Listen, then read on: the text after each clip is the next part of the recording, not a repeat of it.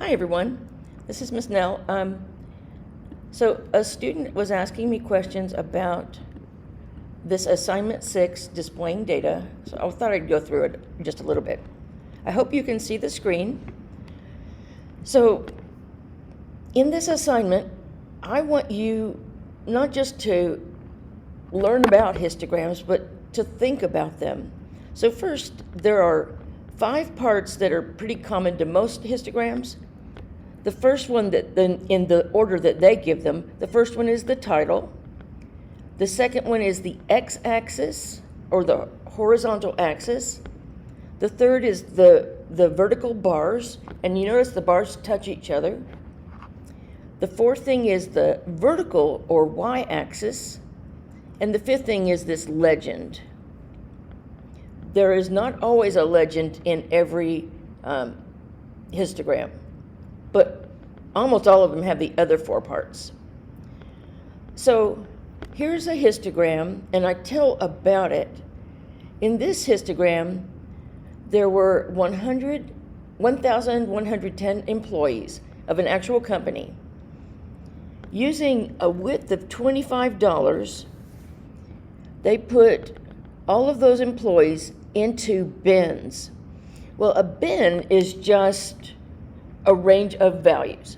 So for instance, if I earned between $800 and $825 a month, my name would get added to this first bin.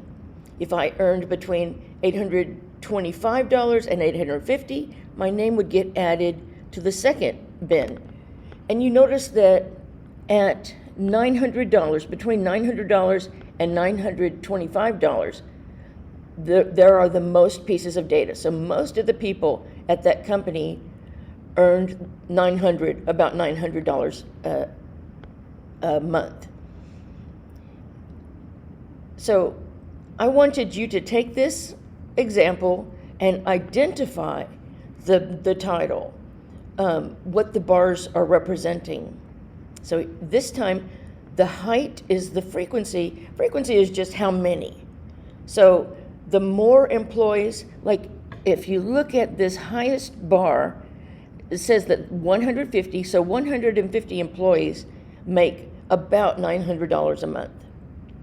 And you can see a few people make $1,500, but it's really not very many people, and not enough to show up. So I wanted you to identify the x-axis, or the horizontal axis, the vertical axis, the title, and the bars, and say what they mean.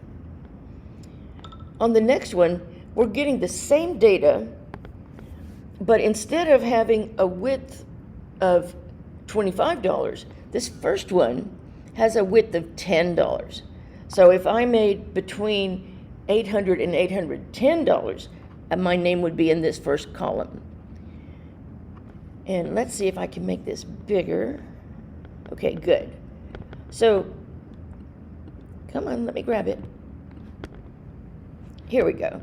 So, in this graph, the column that is the highest is between $910 and $920 a month. So by making the bin width, or the interval width, skinnier, we got a different highest value. And you notice that this highest value, there were fewer than 80 employees at that level, whereas before, there were 150 employees who made between $900 and $925. So same data, but it looks a little bit different. This next graph is the same as the one above, and the only difference is it's kind of been smushed. The third graph here, the bin width is $50. Well, that means that if I made between $800 and $850, my name would go in this first column. And this time, the highest column is between $850 and $900. And it says almost 250 employees make in that range. You notice this time, you cannot even see any employees at the $1,500 level, even though we know they're there. The fourth graph of the same data shows a width of $100. So if I made between $800 and $900, my name would go in this first slot. If I made between $900 and $1,000, my name would go in the second slot, and etc. And this time, the second bar is highest. There are over 400 people who made between $900 and $1,000. Okay, so I just want you to talk about those and reflect. So lots of reflecting in these assignments. I really want you to read them carefully, and one of the things I talk about is that a histogram tells a story. So this histogram that has a bin width of $10, that tells me, well, I see for one thing, almost everybody makes at the low end of the histogram, and the highest values are around $900, a little bit above $900. So it's telling me a story of that place to work, of that factory. And this is a factory. So each of these tells a story, and I want you to share your intake or your feeling about that story. Okay, in this next one, the data is split based on the different types of workers. For instance, every worker is either operational, which means they work on the floor of the factory, middle management, which means they boss around the people who work on the floor of the factory, or higher management, which means they never go in the bottom floor of the factory.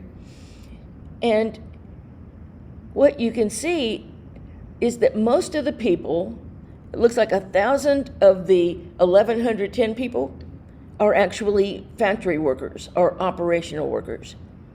So there is their data, and it's clumped just below 1,000, which is just like it was in the other graph. And then middle management, you can see a few pieces of data, and higher management, we know that those data pieces are there. I can't see them. So I want you to tell me, what do you think about what those graphs are telling you? And then we talk about why the second and the third graphs are not very helpful. And that's because here in the first graph, there's 1,000 people times how much money they make. All of that is in this graph. In the second one, there are 100 people times the money they make, and that's all the data here.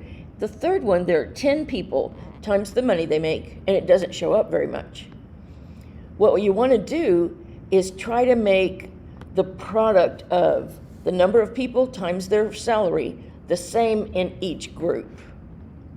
So that's what it means, that we need to collect the same percentage of total income from each job level group. And if we do that, then we get these different pieces of information. So now I actually can see that middle management has some employees making, looks like most of them make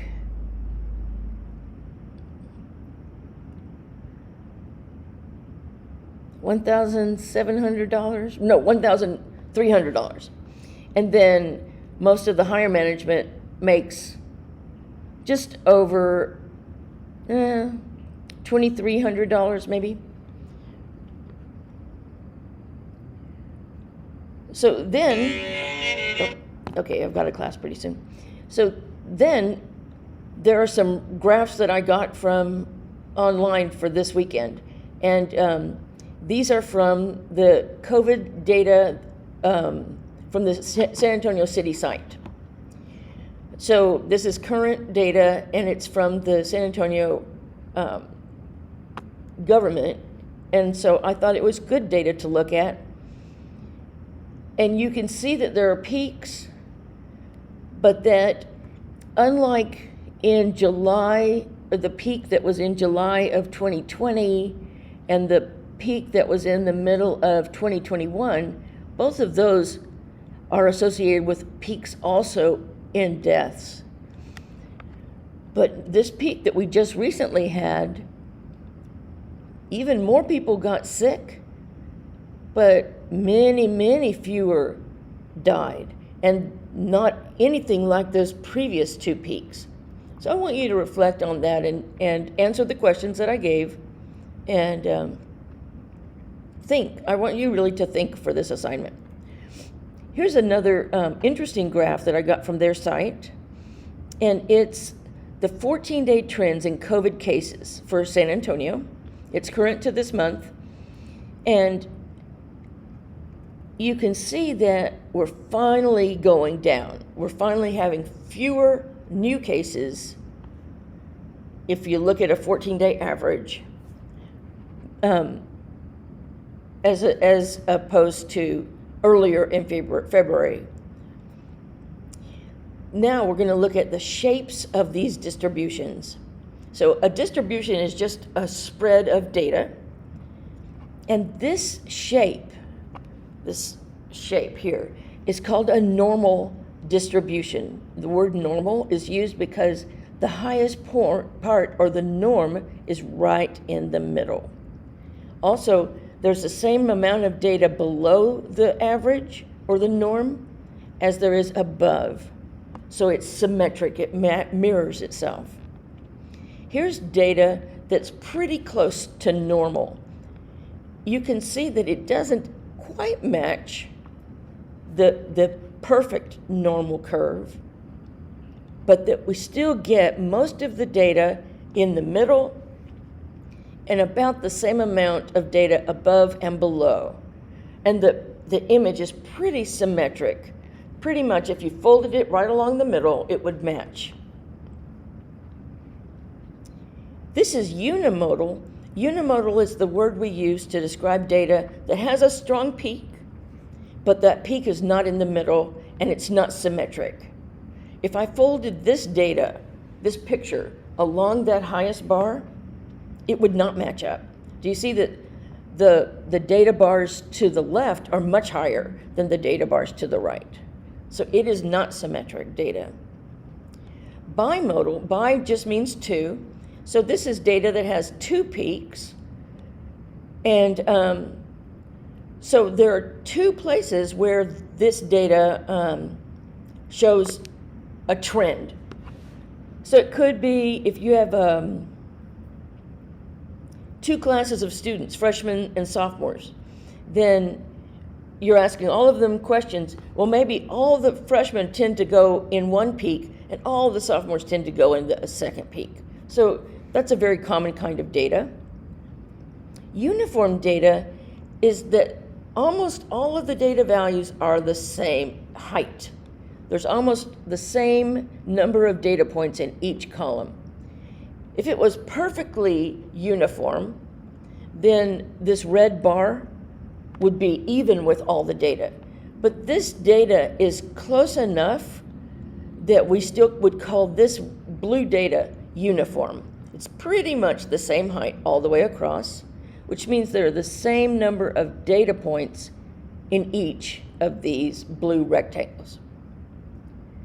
A left skew, let's look at it. The part that's to the left is the tail. We call this the tail because it's very little data. So when the data tapers off to the left, we say that's a left skew, and that means most of the data is on the right. Almost all the data is on the right. A right skew is just the opposite. So most of the data is on the left, and the tail is the part that gives it the name, right or left. The tail of a right skewed distribution is on the right.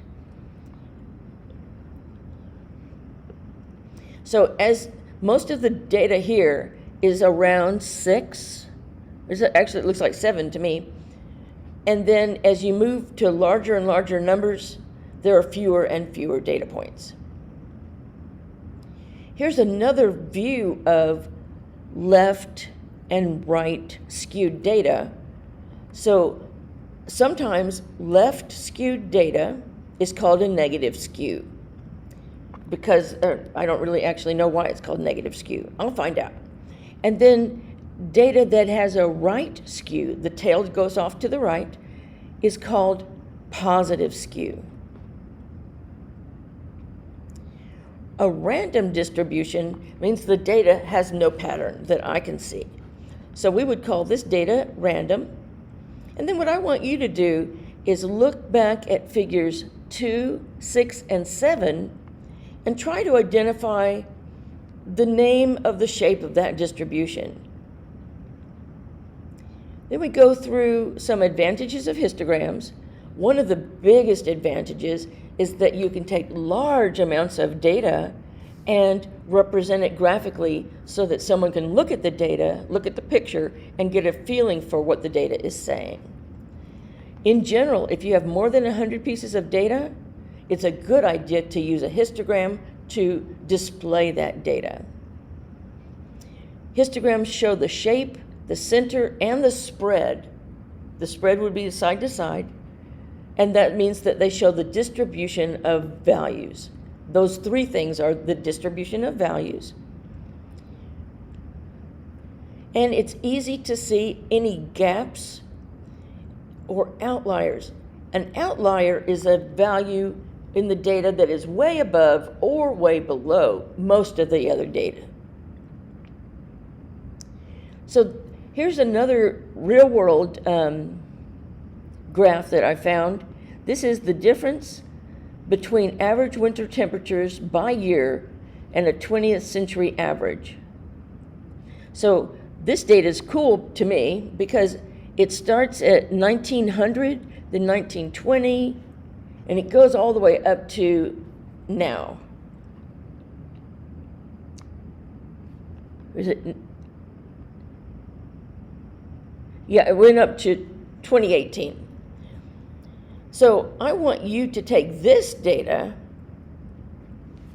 and see how narrow do you have to get the picture so that you can see a shape, one of those shapes that we looked at above. Or is it even possible? And that's it. That's all I wanted y'all to do. So I'm going to go ahead and stop the recording. If you have any questions at all, just ask me, email me, text me. I think most of you have my my cell, but it's 210-861-9934. That's 210-861-9934. Thanks. Have a great day.